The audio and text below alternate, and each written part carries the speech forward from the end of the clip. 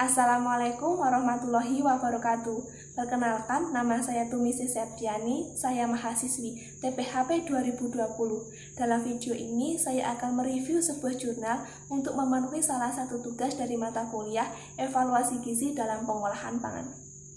Judul jurnal yang saya review adalah Effect of Microwave Excited Blanching on the Ascorbic Acid Oxidase Inactivation and Vitamin C Degradation in Frozen Mangoes. Berikut ini yang saya ulas terkait jurnal itu meliputi pendahuluan, dilanjutkan dengan bahan dan metode yang digunakan, ada hasil penelitian, dan diakhiri dengan kesimpulan. Langsung saja kita masuk ke pendahuluan. Seperti yang telah kita ketahui bersama bahwa saat ini banyak sekali metode pengawetan yang sudah berkembang. Tetapi metode pengawetan dengan pembekuan masih menjadi metode yang populer.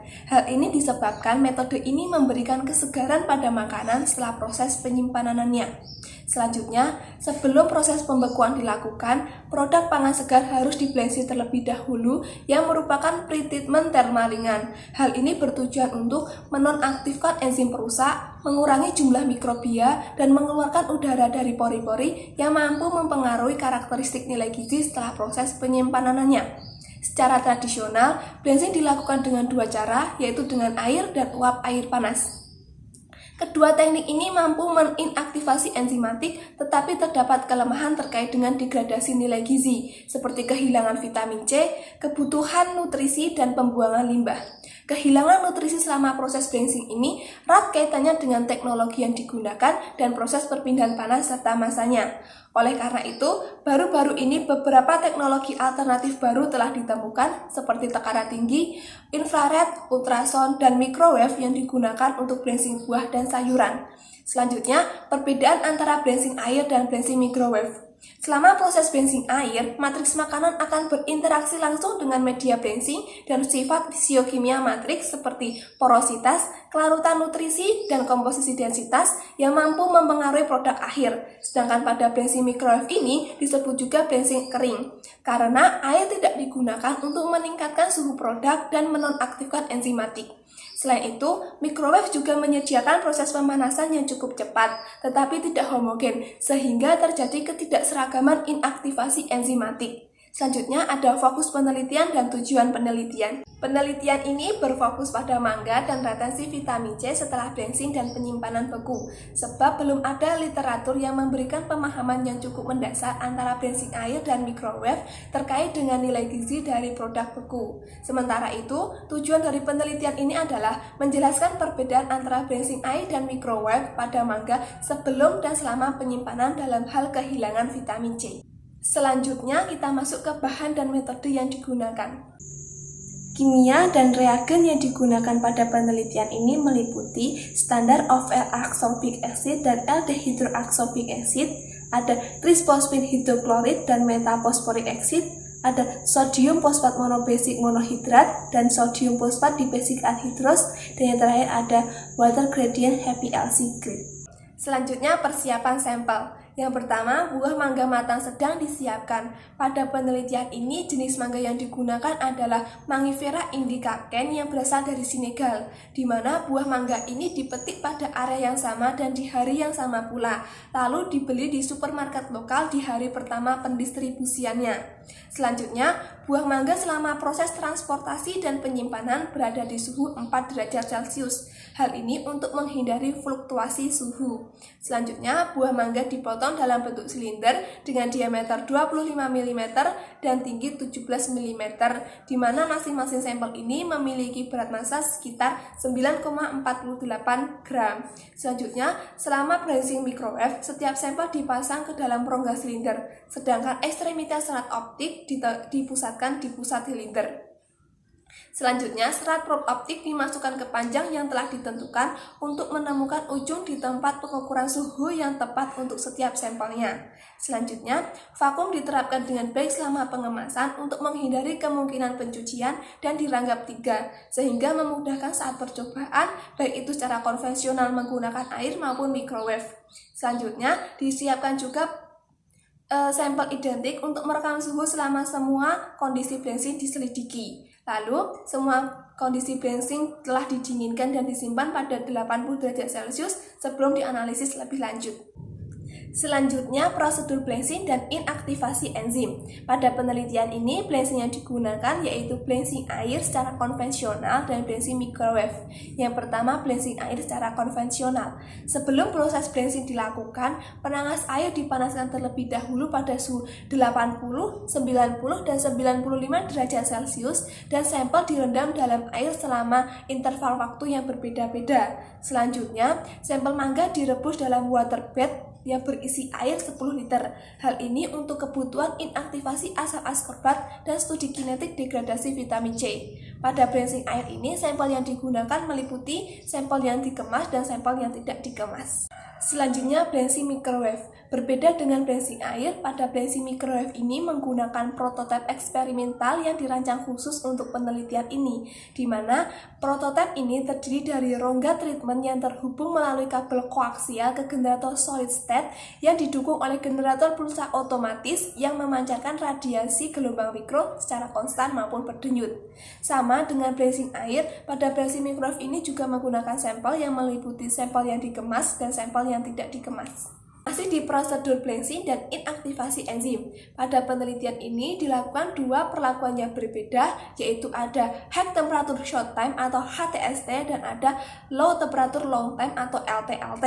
Pada high temperature short time ini, proses blanching dilakukan selama 5 menit dengan suhu 90 derajat Celcius menggunakan daya 120 Watt dengan densitas 14,39. Berbeda dengan high temperature short time, pada low temperature long time ini proses blanching dilakukan selama 12 menit dengan suhu 70 derajat Celcius menggunakan daya sebesar 100 Watt dengan densitas 11,99. Baik, selanjutnya ekstraksi oksidasi asam askorbat dan penentuan aktivasi enzimatik.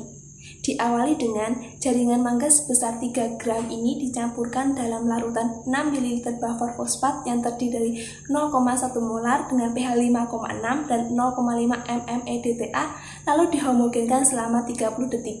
Selanjutnya, homogenat ini disentrifugasi pada 13.400 gram selama 5 menit dengan termostat sentrifugasi 4 derajat Celcius.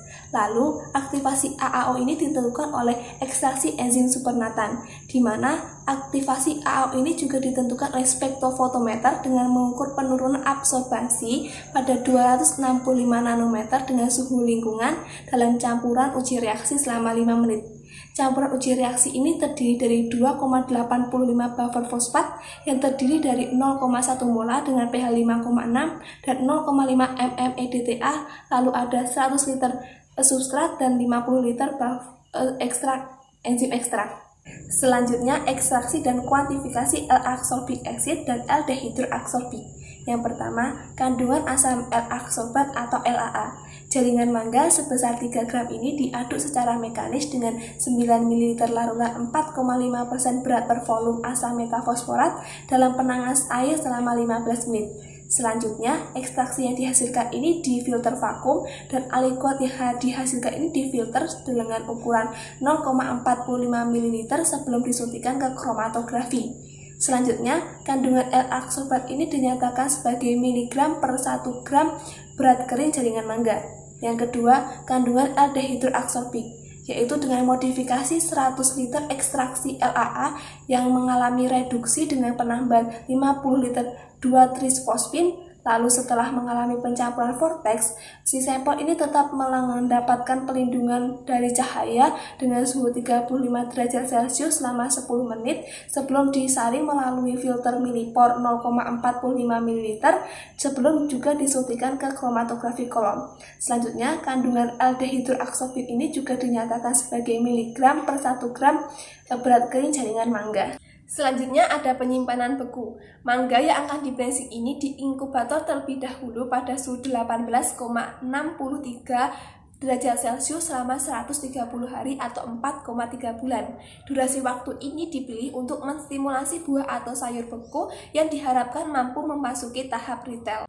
Selanjutnya, analisis data. Semua percobaan blanching dilakukan dalam 3 rangkap, sementara metode analisis dilakukan dalam 3 kali pengulangan. Untuk setiap pengulangan, hasil yang disajikan adalah rata-rata hasil eksperimen. Pengembangan model matematika kinetika inaktivasi AAO atau asam askorbat ini dan degradasi vitamin C dilakukan dengan kecocokan eksponensial kuadrat terkecil diperoleh regresi nonlinear dengan sigma plot 10. Selanjutnya kita masuk ke hasil penelitian. Pengaruh penyimpanan beku terhadap asam askorbat dan vitamin C. Setelah sampel yang berbeda disimpan pada suhu sekitar 18 derajat Celcius selama 130 hari atau 4,3 bulan, lalu dianalisis total kandungan vitamin C pada buah mangga, dapat dilihat pada tabel berikut ini. Selama penyimpanan beku, total kandungan vitamin C pada buah mangga ini mengalami suatu penurunan. Hal ini disebabkan karena adanya penurunan kandungan LAA.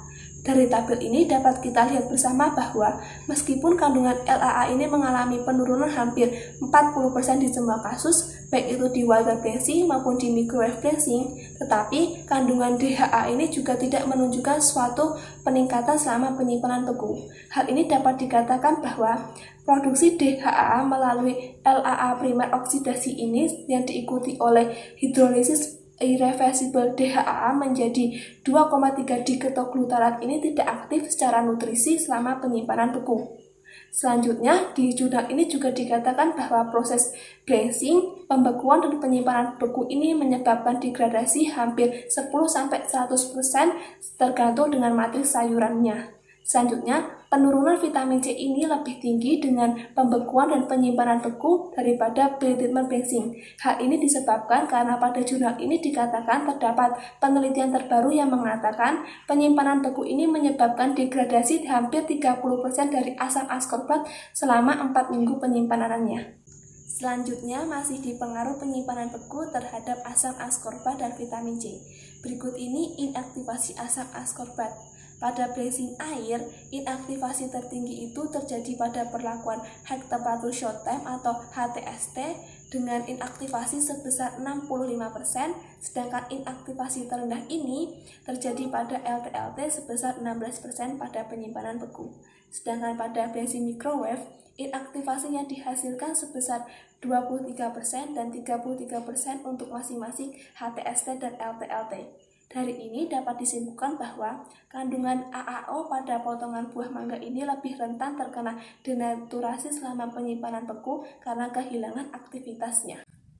Masih dipengaruhi penyimpanan beku terhadap vitamin C. Disajikan sebuah gambar. Pada gambar A ini menunjukkan hasil dari proses blazing air dan gambar B ini menunjukkan hasil dari proses blazing microwave.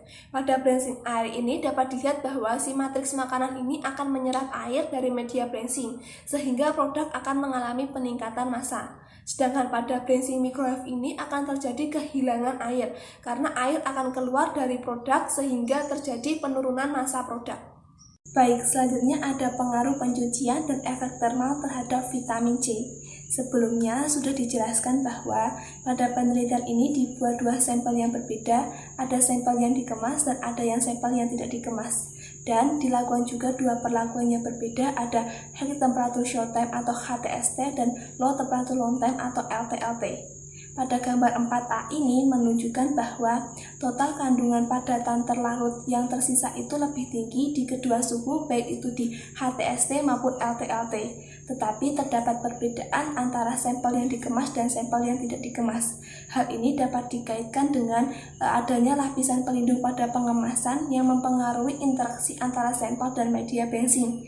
Sementara itu, pada gambar 4B ini menunjukkan bahwa adanya penghambatan pengeceran dan dispersi padatan pada media air di dalam sampel yang dikemas.